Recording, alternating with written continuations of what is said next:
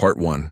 The great chamber of the Galactic Concord Assembly hung in the cold silence of deep space. A massive ring of polished alloy and shimmering energy fields orbiting the neutral moon of Xylos Prime. Inside, delegates from over 200 species sat in tiered rows, their forms as varied as the stars they came from, some armored and chitin, others wrapped in flowing light-weave robes, a few little more than hovering clouds of thought. At the center of it all, the human delegation occupied a modest section near the back, a place assigned not by merit, but by seniority. Humanity had only been part of the Concord for 37 standard cycles, barely a blink in galactic terms. Paul Dawson sat straight in his chair, his dark suit slightly rumpled from the long journey. He was not a soldier, not a scientist, but a diplomat, one of Earth's best. His eyes, calm and tired, scanned the chamber as counselor. Vrel of the Varelian hegemony droned on about procedural integrity and species maturity thresholds. The topic on the table was humanity's request for equal voting rights on matters concerning shared space lanes and anomaly response protocols. For months, Paul and his team had presented data, simulations, and first-hand reports from the outer Sol system, where something strange had begun to ripple through the void.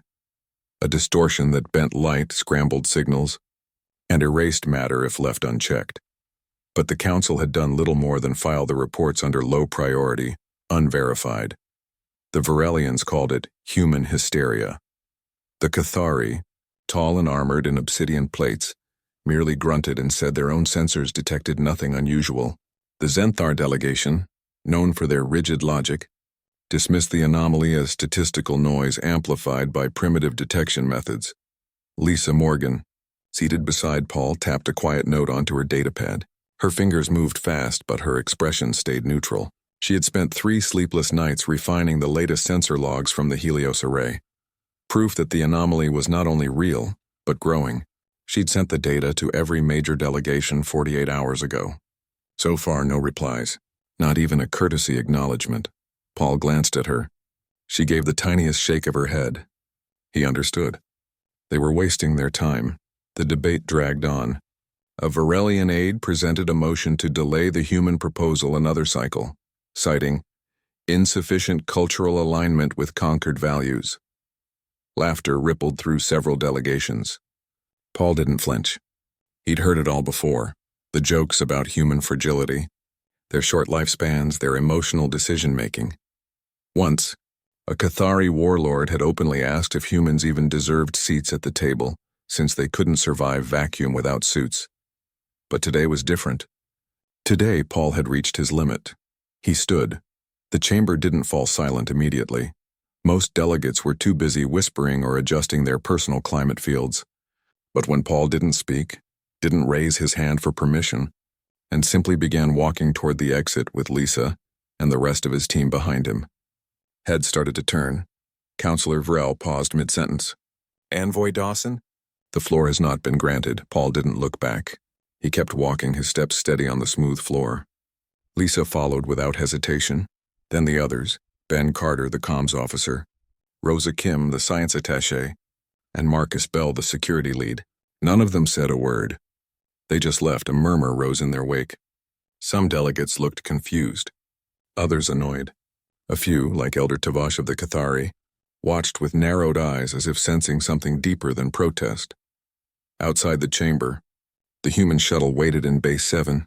The pilot, a quiet woman named Dana Ruiz, gave Paul a single nod as he boarded. No questions. She already knew. Back on the ship, Paul finally exhaled. He walked to the observation deck and stared out at the Concord Assembly, a glittering ring of arrogance and bureaucracy floating in the endless dark. Earth had joined the Concord hoping for partnership, for mutual growth. Instead, they'd been treated like children asking for permission to speak at the adults' table. Lisa joined him, holding a steaming cup of coffee, real Earth coffee, smuggled past customs in a sealed thermos. "They'll call it a tantrum," she said quietly. "Let them," Paul replied. "We warned them. We gave them data. We offered help. They chose pride over survival." Within the hour, orders went out from Earth Central Command. All human diplomatic staff were recalled. Relay stations across Sector 9 powered down. Trade agreements were suspended. The Terran quantum network ceased all non-essential broadcasts beyond the Sol system. It wasn't a declaration of war. It was something quieter, sharper, a withdrawal of trust. The galaxy barely noticed at first. Human ships were common but replaceable, the Council thought. Human science was clever but not essential. Their absence would create minor inconveniences, nothing more. But Paul knew better. The anomaly near the Oort cloud wasn't just a curiosity. It was a storm building in silence, and humans were the only ones who had seen its true shape. As the shuttle jumped to warp, leaving Xylos Prime behind, Paul watched the stars blur into streaks of light. He didn't feel anger anymore, only resolve. If the galaxy wouldn't listen, then humanity would stop talking. Let them learn the cost of silence on their own. Back on Earth, cities hummed with normal life. Children played in parks, trains ran on time. Farmers harvested crops under open skies. None of them knew their diplomats had just walked away from the galaxy's most powerful council. None of them knew that in doing so, humanity had drawn a line not just in space, but in time. From this moment on, Earth would speak only when it chose to. And the galaxy would have to earn the right to hear it. The shuttle disappeared into the void, carrying its quiet cargo of decision and dignity. Behind it, the conquered assembly continued its endless debates, unaware that the balance of the stars had just shifted, without a single shot fired, without a single shout raised. Just a walk, just a door closing, just humans, finally done asking for a seat at a table that never wanted them there. Part 2. Weeks passed after the humans left the Galactic Conquered Assembly, and at first, nothing seemed to change. Trade routes still hummed with freighters from a dozen species. Markets on Xylos Prime bustled as usual. The Council debated minor border disputes and updated sanitation codes for shared habitats. Life went on, smooth and predictable as if humanity had never been part of it. But slowly, quietly, things began to go wrong. It started with the comms. Human relay stations, small, unassuming platforms orbiting dead moons and asteroid belts, stopped broadcasting. These stations had handled nearly 40% of long-range quantum messaging in the outer sectors, not because humans demanded it, but because their tech was faster, cleaner, and cheaper. Other species used it without thinking, like breathing air. Now messages took longer. Some never arrived. A Xenthar cargo fleet missed a course correction alert and drifted into a micrometeor swarm. 2 ships were lost. The Xenthar blamed system errors. Then came the navigation gaps. Human deep space boys, scattered across the frontier like seeds, had long fed real-time data into the Concorde's astrogation network. They mapped gravity wells, solar flares, and ion drifts with uncanny precision. Without them, jump calculations grew less accurate. A Cathari patrol vessel misjudged a fold point near the Helix Nebula and emerged 50,000 kilometers off course, right into a debris field. Their shields held, but their pride did not. They filed a complaint not against themselves, but against incomplete stellar charts. Still, the Council refused to connect the dots. Humans were gone, yes, but surely their absence couldn't cause real trouble. After all, the galaxy had existed for billions of years before Earth even formed. Then the anomalies began to spread. The void anomaly, the very thing Paul Dawson had warned about, started appearing beyond the Sol system. First near the abandoned human research outpost Theta 9, then near the neutral trade hub of Maris Station. Ships passing through those regions reported flickering lights, distorted time readings, and in one case, an entire cargo hold vanishing without a trace. No explosion, no debris, just empty space where crates of medical supplies had been. Panic was slow to rise. The Varelians insisted it was localized quantum decay, nothing systemic. The Cathari sent warships to patrol the zones, but their sensors, powerful in combat, crude in analysis, detected only static. They saw no pattern, no cause. Meanwhile, on Earth, humanity stayed silent. No broadcasts. No diplomatic pings. No offers of help. From the outside, Sol system looked dark, closed off, like a house with its lights turned off and curtains drawn. But inside, humans were far from idle. On Luna, engineers worked around the clock in shielded labs, studying live feeds from automated probes still orbiting the anomaly's edge.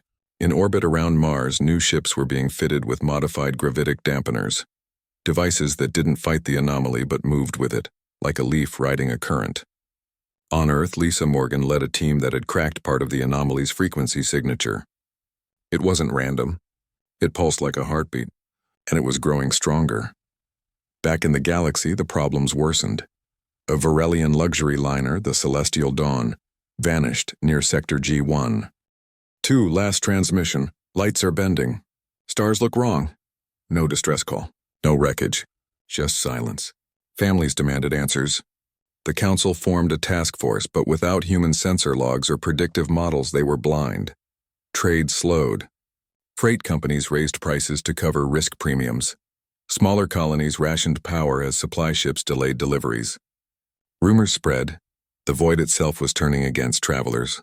Some species began avoiding certain jump lanes altogether, forcing detours that added weeks to journeys. The Cathari, proud and stubborn, finally admitted their long-range scanners were failing in regions once mapped by human buoys.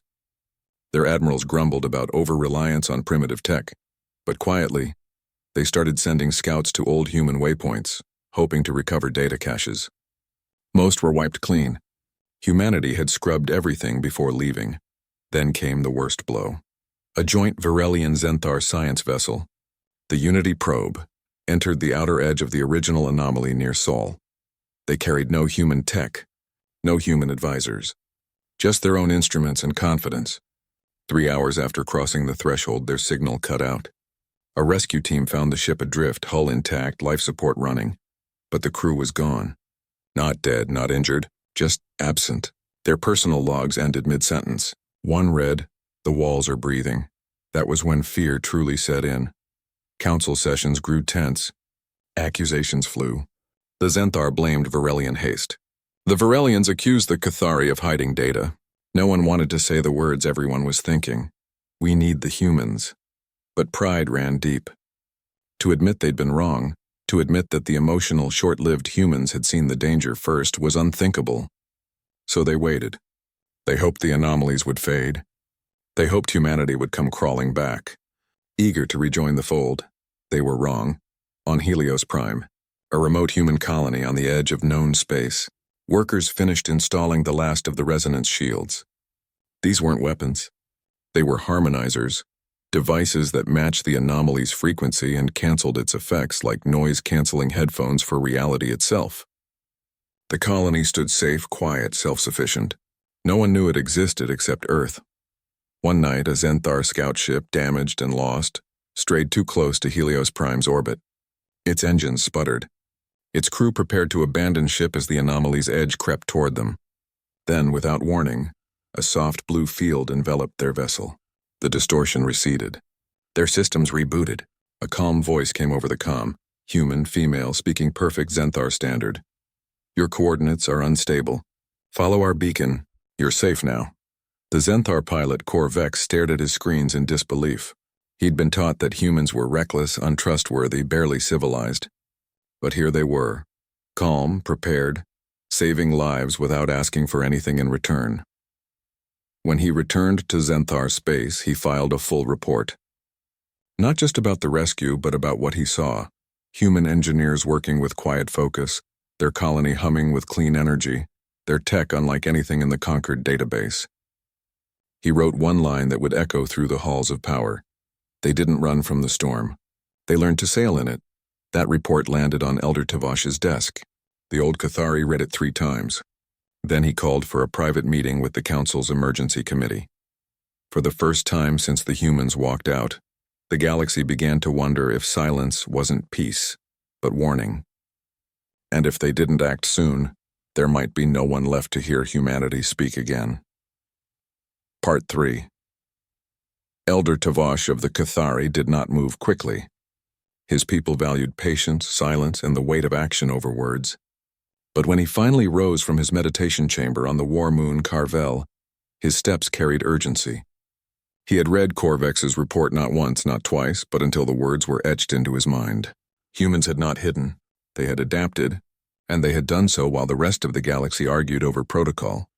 Tavash requested access to all archived human communications from the last 6 cycles. Most delegates had ignored them, filing them under low relevance or emotional appeals. But Tavash watched every recording, studied every data packet. He saw Paul Dawson's calm eyes during his final address, the way he did not raise his voice even when mocked. He saw Lisa Morgan's technical annex, dismissed as theory, now matching every new anomaly reading with chilling accuracy. He saw patterns the Council had refused to see. Humanity had been sounding the alarm while others slept. Meanwhile, on Earth, life continued in quiet readiness. Cities ran on clean fusion power. Farms grew food under smart domes. Children learned history, math, and how to fix a broken water purifier. There was no panic, no fear-mongering. The government had told the people the truth. The galaxy had turned its back, but Earth would stand on its own.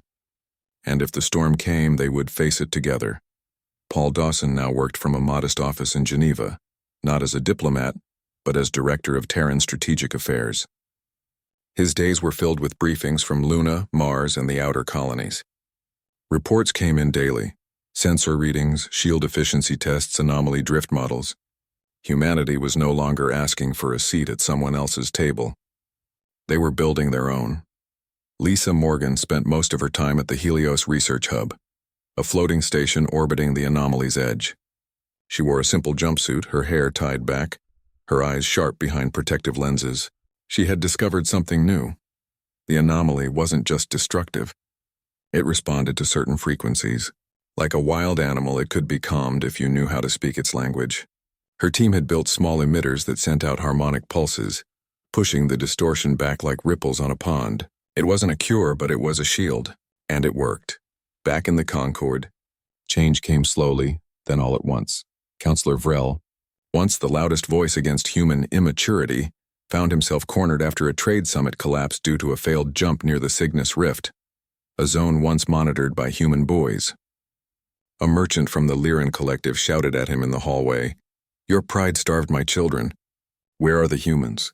They would have warned us." Vrel had no answer. The Zenthar High Logic Council convened an emergency session. Their cold equations now showed a grim truth. If the anomaly spread at its current rate, major jump lanes would be unusable within 2 cycles. Their economy would collapse. Their people would suffer, and they had no solution. It was then that Elder Tavash stood before the full assembly and did something no Cathari had done in centuries. He admitted fault. "We were wrong," he said, his voice low but clear. "We called humans fragile because they wear skins instead of shells. We called them short-lived because they measure time in decades, not centuries. But they saw the storm before we did. They prepared while we debated. And when we refused to listen, they did not rage. They walked away with dignity. The chamber fell silent. Even the Varelians stopped whispering." Tavash continued. "Corvex was saved not by luck, but by human design. Their colony on Helios Prime stands untouched by the anomaly, not because they fled, but because they understood it. We do not need their apology. We need their knowledge. That night, a secret vote was held, not about whether to invite humans back, but how to ask without sounding desperate. They chose Elder Tavash as their emissary. He was respected, old, and honest. If anyone could speak to humans without pride poisoning the words, it was him. His ship, the Cathari vessel Dawn's Edge, left Xylos Prime under quiet orders. No fanfare, no media, just one old warrior on a mission of humility. When he arrived in Sol System, he expected defenses to fire warning shots. He expected silence. Instead, a calm voice hailed him in perfect Cathari. "Dawn's Edge, this is Sol Control." "State your purpose," Tavash answered simply. "I come to speak with Paul Dawson." There was a pause. Then, "Follow Beacon 7. You will be escorted." His ship was guided past orbital platforms bristling with sensors, not weapons. He saw solar arrays gleaming in the sunlight, cargo shuttles moving with quiet efficiency, and in the distance the blue curve of Earth, alive, whole, unbroken. He landed at Geneva Spaceport. No guards met him with guns. Just a man in a dark coat and a woman with a data pad. Paul Dawson extended a hand. Tavash, after a moment's hesitation, took it. It was warm, human. They walked to a small building overlooking a lake. Inside, there were no banners, no flags, no grand halls. Just a table, chairs, and a pot of coffee. Lisa Morgan joined them, setting down a folder. She didn't smile, but her eyes were kind. "We've been expecting you," she said. Tavash looked at them both. "The council was wrong," he began. Paul held up a hand. "We know," Tavash blinked. You do not demand apology? Reparations? No, Paul said. We demand respect and partnership, not because we need you, but because the galaxy needs all of us. Lisa opened the folder. Inside were schematics, waveforms, and anomaly maps. This is how we stabilize the distortion fields, she said. It's not magic. It's math. And observation. And listening. Tavash studied the pages. The designs were elegant, efficient, built not to dominate the anomaly but to coexist with it. It was a philosophy his people understood. Strength through balance, not force. He looked up. Will you return to the Concord? Paul sipped his coffee. Not as petitioners, not as Neors as equals, with full voting rights, shared command in joint operations, and no more delays when lives are at stake.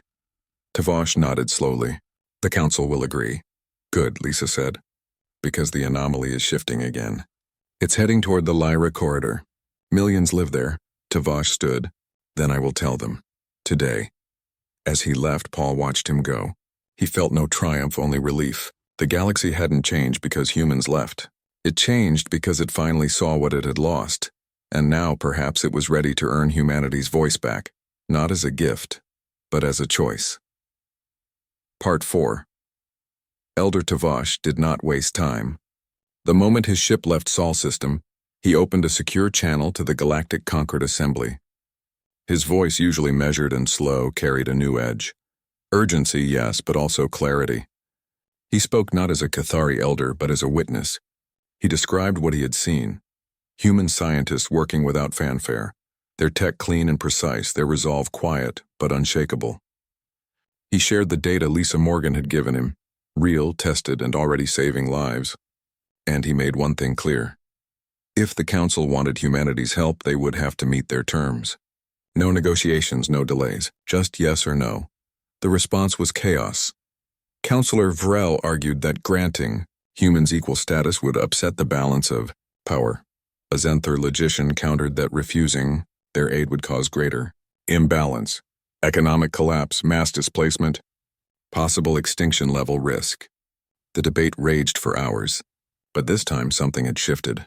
Delegates who once rolled their eyes at human drama now sat silent, remembering lost ships, vanished crews, and empty trade lanes. Even the Varelians could not ignore the numbers. Without human anomaly models, their own colonies near the Lyra corridor would be exposed within weeks. Finally, a vote was called. Not by show of hands, but by sealed consensus. One by one, species cast their choice. When the results came in, the chamber was still. A majority had agreed. Humanity would be invited back, not as observers, not as juniors, but as full members with equal voice and voting rights. More than that, the Concord would adopt the human-led anomaly response framework as emergency protocol. Paul Dawson received the official message while walking through a park in Geneva. The sun was warm, children laughed nearby, and birds darted between trees. He read the text once, then again. He didn't smile. He just nodded, as if he had expected nothing less and nothing more. Lisa Morgan was in the Helios hub when the news came. She paused her work, looked out the viewport at the swirling edge of the anomaly, now held at bay by their emitters, and whispered, "About time." Preparations began at once. Earth Central Command activated dormant diplomatic channels. Engineers prepped the new joint response ships, painted in neutral gray with small Terran and Concord insignias on the hulls. Rosa Kim, once a quiet science attaché, was now leading a team training alien crews on human sensor systems. Ben Carter coordinated comms protocols so Zenthar, Cathari, and human operators could speak clearly in crisis. Even Dana Ruiz, the shuttle pilot, was assigned to ferry the first mixed-species science team to the Lyra front. But the real test came not in planning, but in trust. The first joint patrol launched from Luna Station 10 days later. A human frigate, the Aurora, flew alongside a Cathari scout and a Zenthar science vessel. At first, communication was stiff. The Cathari captain spoke only in formal code. The Zenthar officer double-checked every human reading against their own flawed models. But then they hit the anomaly's outer wave, sensors spiked. Lights flickered. Time readings stuttered. The Zenthar ship began to drift toward the distortion field. Panic crackled over the comms. Then Paul's voice came through, calm and steady. "Aurora to all ships. Activate harmonic dampeners on frequency Delta 7. Follow our lead. The human ship pulsed with soft blue light. The anomaly rippled and parted just enough. The Xenthar vessel stabilized. The Cathari ship locked onto the human signal and held course. For the first time, non-humans saw the anomaly not as a wall of chaos, but as something that could be navigated. Something that could be understood. Back on Earth, news of the successful patrol spread quietly. No celebrations. No parades. Just a shared sense of relief. They had offered their hand, and this time the galaxy had taken it, not out of pity but necessity. Counselor Vrel, to his credit, sent a personal message to Paul. It was brief. "We were wrong. Thank you for giving us another chance." Paul didn't reply right away, but he saved the message. Meanwhile, Lisa worked with Corvex, the Xenthar pilot she had once rescued, to design a new class of emitter arrays. They argued over power thresholds, laughed at translation errors, and slowly began to trust each other. Cor admitted his people had seen humans as loud and messy. Lisa said her people had seen Xenthar as cold and rigid. Now they saw each other as partners. The Lyra corridor evacuation began. Millions of civilians from 3 species were moved to safe zones using human-predicted jump windows. Food, medicine, and shelter flowed through routes only possible because human buoys had been reactivated, this time under joint command. A Varelian freighter captain, once known for mocking human overcaution, now checked his course against Terran logs before every jump. Paul stood on the observation deck of Geneva Command, watching live feeds from the front. He saw human and alien crews working side by side, sharing rations, fixing engines, watching each other's backs. It wasn't perfect. Misunderstandings happened. Old habits lingered. But it was real. Lisa joined him, holding 2 cups of coffee. "They're listening now," she said. "They had to lose something before they could hear us," Paul replied. She handed him a cup. "Do you think it'll last?" He looked at the stars on the screen, no longer distant but connected. "Only if we keep showing them that silence isn't weakness, and that walking away doesn't mean we won't come back. When it matters." In the weeks that followed, the Concord Assembly rewrote its charter. New clauses guaranteed equal representation for all founding species, including humanity. Emergency protocols now required immediate review of any member's anomaly reports. No more delays. And for the first time, a human, Lisa Morgan, was appointed to lead a Concord-wide science initiative. The galaxy hadn't changed overnight, but it had changed. And it had changed because humans had chosen to stop talking, until they were ready to be heard. Now they spoke not to beg, but to lead. And the stars, for once, listened. Part 5.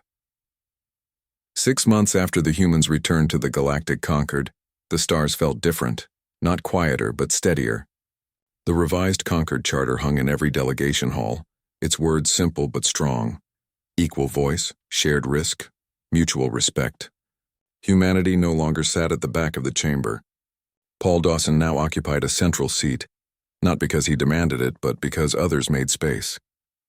Counselor Vrel, once his harshest critic, often turned to him during debates on anomaly response, nodding when Paul spoke. It wasn't friendship yet, but it was trust, and that was enough. The void anomaly had not vanished. It still pulsed at the edges of known space, a slow, breathing shadow. But it was no longer spreading unchecked. Human-designed resonance harmonizers, now built into every major Concord vessel, pushed back its reach like gentle hands holding back a tide. Joint patrols crisscrossed the frontier, their crews a mix of species who once barely acknowledged each other. A Cathari engineer helped a Varelian pilot recalibrate a dampener. A Xenthar medic treated a human technician after a minor hull breach. They spoke in broken phrases, shared rations, and learned each other's names. Lisa Morgan stood on the bridge of the horizon. The first true Concord science vessel, built by human hands, powered by Cathari reactors, and navigated by Xenthar astrogators. She watched as the ship entered a stabilized zone near the Lyra corridor. Below, refugee colonies thrived under protective fields, their lights steady against the dark. Children played in domed parks. Farmers grew food under artificial suns. Life had returned, not because the danger was gone, but because they had faced it together. She tapped her comm. "All stations run final sweep. If the anomaly shifts even a micron, I want to know before it knows itself. A chorus of voices answered. Human, Zenthar, Varelian, Cathari, all calm, all focused. No one argued. No one doubted. They had learned the hard way that hesitation cost lives. Back on Earth, cities breathed easier. The fear that had lingered after the walkout, the quiet worry that humanity stood alone, had faded. People still worked, loved, and dreamed, but now they knew their place in the galaxy was not given, but earned. And kept. Paul walked through the rebuilt Concord assembly on Xylos Prime, not as a visitor, but as a co-architect. The chamber had changed. New panels displayed real-time anomaly maps from human sensors. Emergency alerts now triggered automatic joint response, no vote needed. And every new delegate, regardless of species, received a briefing on the Sol walkout. A lesson in humility, not shame. He passed Elder Tavash in the hallway. The old Cathari gave a slow nod. No words were needed. They had both seen what silence could do, and what speaking together could fix. The first joint fleet launched from Luna Station on a clear Earth morn. 10 ships, human, Cathari, Zenthar, Varelian, and others, formed a tight formation before jumping into deep space. Their mission? To place a network of next-generation harmonizers at the anomaly's leading edge. It was risky. The distortion there was unstable. But they went anyway, because no one had to go alone anymore. Dana Ruiz piloted the lead human vessel, her hands steady on the controls. She glanced at her co-pilot, a young Varelian named Jorik, who once called human ships fragile toys. Now he monitored shield harmonics with quiet focus. When the jump completed and the anomaly loomed ahead like a storm cloud, he didn't flinch. He just said, "Ready when you are, Captain." She smiled. "Then let's calm the storm." As the fleet deployed the emitters, the anomaly rippled. For a moment, alarms blared. Then the harmonizers synced, humming in perfect unison across species and systems. The distortion slowed, then stilled, not gone but contained. On Earth, people watched the live feed in homes, schools, and public squares. They saw their ships working beside alien ones, not as strangers but as allies. No one cheered loudly. They just felt it, the quiet pride of knowing they had chosen dignity over rage, and in doing so had saved more than themselves. That night, Paul stood on a hill outside Geneva, looking up at the stars. Lisa joined him, handing him a cup of coffee. They didn't speak for a long time. Above them, a Concorde patrol ship passed silently, its running lights blinking in human Cathari code. All clear. "They'll write about this," Lisa said finally. "Not just the anomaly, but the walkout, the silence, the return." Paul nodded. "Let them. But I hope they write the real lesson." "What's that?" "That strength isn't in shouting the loudest. It's in knowing when to stop talking, and when to speak again." In the months that followed, the galaxy changed in small, lasting ways. Human engineers taught alien students how to read quantum noise. Cathari warriors shared survival tactics with Terran Marines. Zenthar logicians and Varelian artists even collaborated on a memorial for those lost to the anomaly. Built not in stone, but in light, floating near the first stabilized zone. The Concorde was not perfect. Old biases lingered. Mistakes happened. But now, when someone spoke up, others listened. Especially if it was a human.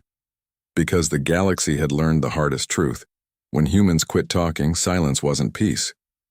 It was a warning. And when they chose to speak again, it wasn't to beg. It was to lead, and this time the stars leaned in, not out of fear but respect.